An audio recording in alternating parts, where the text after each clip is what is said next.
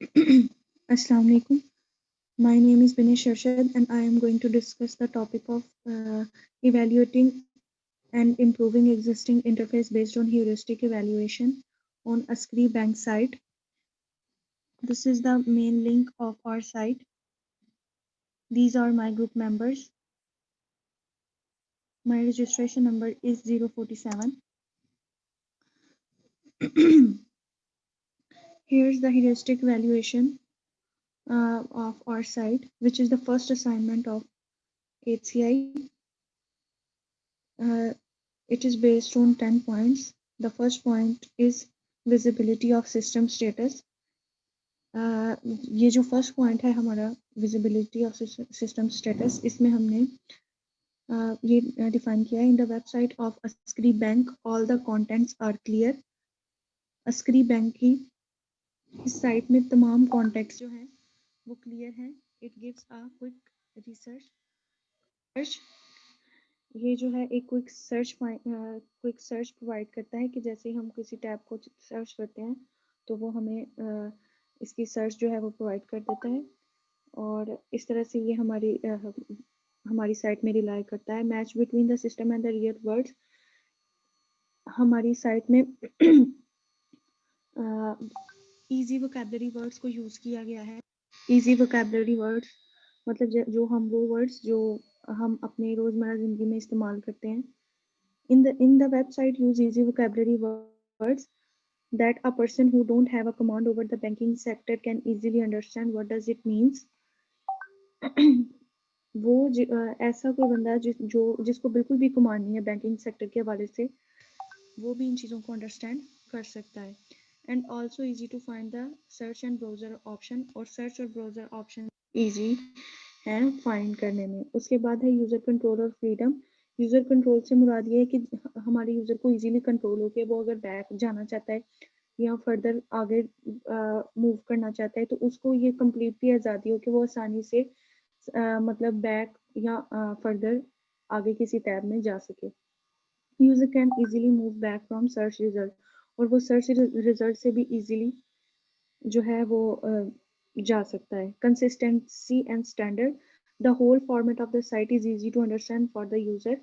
Consistency है कि हमारे तमाम जो टैब्स हैं वो एक दूसरे से इंटरलिंक्ड हैं क्योंकि सारे टैब्स आपस में रेलिवेंट हैं, रिलेटेड हैं। जिस तरह से अगर हमारा पर्सनल टैब है तो उसमें हमारे जितने भी पर्सनल से रेलिवेंट जितने भी टैब्स हैं उनका मेन्यू रखा गया है। इस तरह तमाम जो साइट है वो आपस में इंटरलिंक्ड है।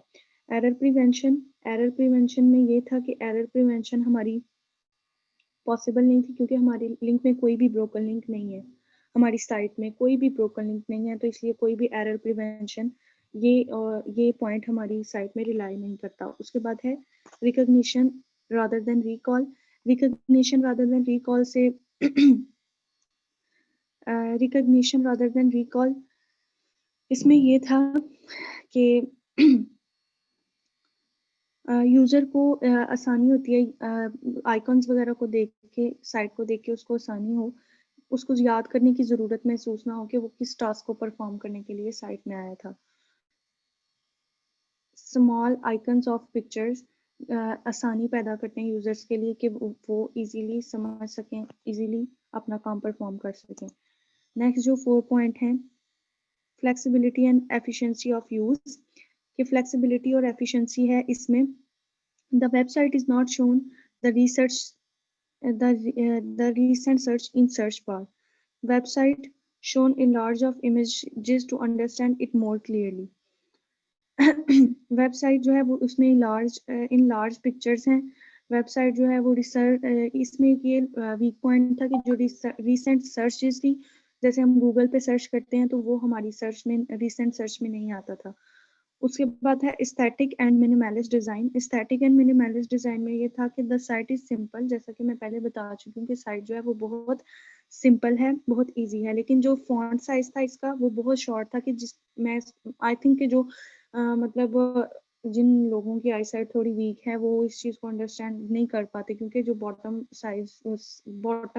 पार्ट था पेज का, फर्स्ट होम पेज का, वो बहुत ही उसका जो फॉन्ट साइज है बहुत ही टाइनी है। जो कि पढ़ने वाले के लिए भी मुश्किल का बायस बनता है। उसके बाद help user recognise and recover from errors.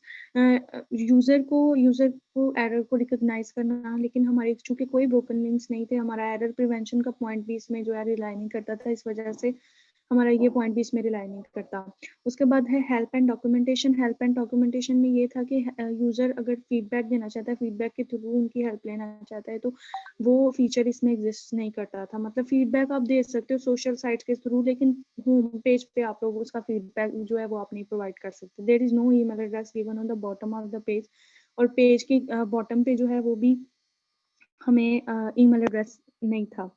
उसके बाद ये हमारी थी ह्यूरिस्टिक इवैल्यूएशन, जो हमारी फर्स्ट असाइनमेंट थी। उसके बाद नेक्स्ट है हमारे पास द रीडिज़ाइन साइट ऑफ अस्क्री। तो ये जो है मैंने अस्क्री की रीडिज़ाइनिंग की थी, जो हमारा एक पेपर प्रोटोटाइपिंग का टास्क था। उसके बाद हमने जो है वो दोबारा रीडिज़ाइनिंग की थी अपनी साइट की।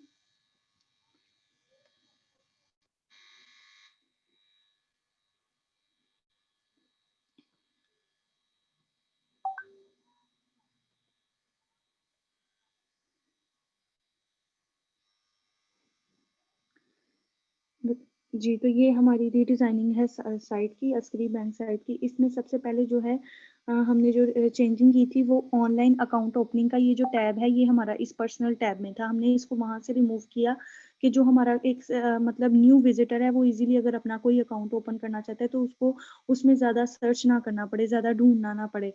तो उसके लिए हमने जो है वो इस टैब को एक बिल्कुल होम पेज पे हम लोग ले आए, ताकि उसके लिए हम आसानी पैदा कर सकें। ये हमने चेंजिंग की थी पर्सनल में, ये हमने उसको इन टैब्स में हमने उसको मेंशन कर दिया। उसके बाद जो नेक्स्ट है हमारे पास बिज़नेस, इसमें बिज़नेस में हमारे पास जो है हमारे पास 4 इसमें मेन्यूज़ थे, और उनका मतलब हर टैब का सिंगल-सिंगल ओवरव्यू था, लेकिन हमने उसको प्रिसाइज़ करके ओवरव्यू का एक सिंगल टैब बनाया, और उसमें हमने तमाम टैब्स का जो ओवरव्यू है, वो सिंगल ओवरव्यू के टैब में हमने दे दिया, एक ब्रीफ सा ओवरव्यू। उसके बाद जो नेक्स्ट है इस्लामिक में जो कोविड-19 है, आई थिंक वो इसके लिए सूटेबल नहीं था। कोविड-19 को हमने स्लाइडर में ऐड किया, उसके इंस्ट्रक्शंस को, ताकि यूज़र जो है वो ईज़िली जो उससे रेलेवेंट इंस्ट्रक्शन है ना, उनको हासिल कर सके। कोविड-19 को हमने इसमें इस्लामिक में से रिमूव कर दिया। नेक्स्ट सर्विसेज़ थी। सर्विसेज़ में हमने एज़ सच इतनी कोई चेंजिंग नहीं क्योंकि ये बैंक की तरफ से थी, तो बैंक की तरफ से कोई भी हमने एज़ सच इसमें चेंजेस नहीं की बैंक की सर्विसेज़ में। उसके बाद अबाउट अस में हमारे पास ग्राफ़िक्स और पिक्चर्स ऐड नहीं थी, जो कि यूज़र को इतना अट्रैक्ट नहीं कर रही थी। तो हमने उसको मोर अट्रैक्टिव बनाने के लिए हमने उसमें पिक्चर्स और ग्राफ़िक्स को ऐड किया। नेक्स्ट हमारे पास ये वही मतलब हमारी जो मैंने उनको मज़ीद डिफ़ाइन किया, पेजेस पे क्लिक करने से जो हमारे नेक्स्ट पेजेस चेंजिंग वाले खुलते थे, उसको हमने इस तरह से डिफ़ाइन किया। और एरो का बटन, ये जो एरो हमने इसकी इंस्ट्रक्शन भी इधर गिवन की कि जो एरो है, ये हमारा बैक बैक पेज पे जाने के लिए यूज़ होता है। उसके बाद होम पेज पे जाने के लिए उसके बाद बिज़नेस है, बिज़नेस में ये ओवरव्यू का टैग हमने यूज़ किया। उसको इसमें तमाम इन चारों का ओवरव्यू रखने के बाद हमने इसमें ये चेंजिंग की। और उसके बाद ये कोविड-19 को हमने रिमूव किया, यहाँ से कोविड-19 की जो हमने चेंजिंग की वो आपको एक्सप्लेन किया। उसके बाद सर्विसेज़ में हमने कोई चेंजेस नहीं की। उसके बाद अबाउट अस में अ, हमने जो पिक्चर्स और ग्राफ़िक्स को ऐड करना है वो इसमें ऐड किया। और हमारी जो वेबसाइट है वो सिंगल एक क्लिक से भी 6 जो एंड पेज है उसका, यानी 6 पेज जो है उससे भी हम अगर बैक पे क्लिक करते हैं तो डायरेक्ट होम पेज पे चली जाती है। ये भी एक ईज़ी यूज़र को हमने प्रोवाइड की। तो ये जो हमारी थी, ये हमारी मतलब रीडिज़ाइनिंग थी हमारी साइट की, जो कि हमने पेपर प्रोटोटाइपिंग के बाद हमने सीखी थी। उसके बाद जो नेक्स्ट हमने मतलब नेक्स्ट जो हमारा काम था वो हमने अपने ग्रुप्स मतलब अपनी जो साइट को हमने अपने ऑपोजिट ग्रुप के साथ शेयर किया, और उन्होंने हमारे हमारी साइट पे मतलब कमेंट्स किए, रिमार्क्स दिए हमें, और उन रिमार्क्स को हमने मतलब दोबारा जब खुद पे इवैल्यूएट किया, तो हमने एक्सेप्टेड और नॉट एक्सेप्टेड के 2 पॉइंट्स सेपरेट मतलब डिस्क्राइब किए। नॉट एक्सेप्टेड में हमारा कंसिस्टेंसी एंड स्टैंडर्ड था। कंसिस्टेंसी एंड स्टैंडर्ड में ये था कि जो है हमारी तो तमाम जो लिंक्स थे वो इंटर रेलेवेंट थे, इंटर रिलेटेड थे एक दूसरे से। तो उनका ये था कि आपकी तमाम टैब्स जो हैं वो एक दूसरे से लिंक नहीं कर रहे। लेकिन मैं जैसे स्टार्टिंग पे बता रही थी कि मैंने जैसे जैसे इसको स्टडी किया इस साइट को, तो मेरे लिए मुझे ये मतलब मेरे लिए ये अंडरस्टैंडिंग था कि मतलब तमाम जो अगर इस्लामिक से रेलिवेंट है तो मुदारबा के जितने भी हमारे रेलिवेंट थे वो सारे हमारे इस्लामिक टैब में इन्वॉल्व थे। बस जो इनकंसिस्टेंट लग रहा था वो हमने रिमूव करके कोविड-19 को हम स्लाइडर में ले गए। उसके बाद रिकॉग्निशन रादर देन रिकॉल, तो हमारे छोटे-छोटे जो आइकन्स थे वो इसी चीज़ को रिप्रेजेंट कर रहे थे कि यूज़र को रिकॉल करने की ज़रूरत महसूस ना हो। तो ये हमारी जस्टिफिकेशन थी। तो इस तरह से हमने इस पॉइंट को भी नॉट एक्सेप्टेड किया। उसके बाद flexibility and efficiency of use.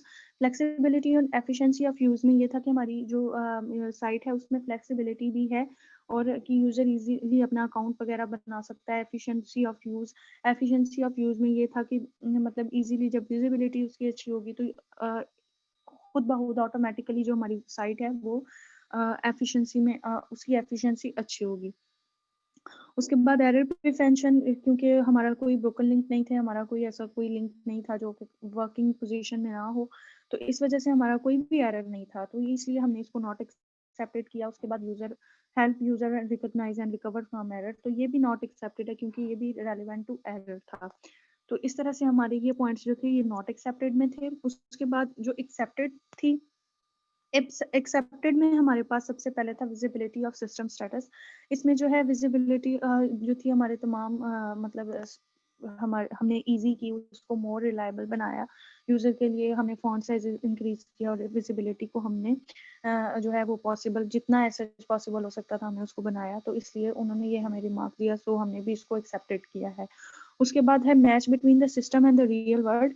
ये तो पॉइंट ऑलरेडी रिलाई करता था, इसको हमने जस्टिफाई किया है, हमने इजी वर्डिंग यूज की है। यूजर उसके बाद है user control and freedom. User control और फ्रीडम भी हमने उसको जस्टिफाई पहले भी किया है कि किस तरह से यूजर को आसानी है कि वो बिल्कुल एंड पेज से भी डायरेक्ट होम पेज पे जा सकता है, सर्च से भी अब डायरेक्ट होम पेज पे जा सकता है।